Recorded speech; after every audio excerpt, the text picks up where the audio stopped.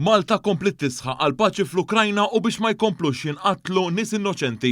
Għadda dan il-messaġġ id-Deputat Prim Ministru u Ministru għall-Affarijiet Barranin Borg meta kien qed jindirizza il-Kunsill tas-Sigurtà tal-Ġnus Magħquda fi New York, l-Istati Uniti.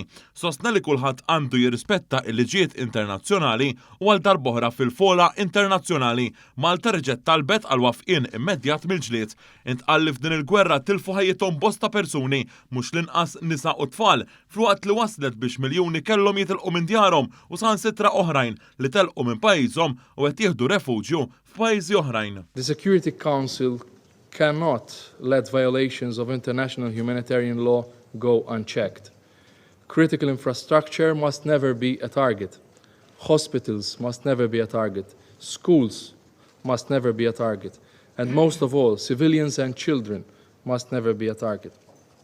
We must continue our efforts to make sure that all perpetrators of such crimes are held accountable. Id-Deputat Prim Ministru Malti sostna li pajjiżna lest jaħdem biex ikun hemm qafas neċessarju ħalli dan il-pajjiż ikollu il-paċi darba l dejjem. Preżenti għal din il-laqgħa kien hemm is-Segretarju Ġenerali tal-Ġnus Magħquda Antonio Guterres, il-President Ukren Volodymyr Zelensky u s-Segretarju tal-Istat Amerikan Antony Blinken.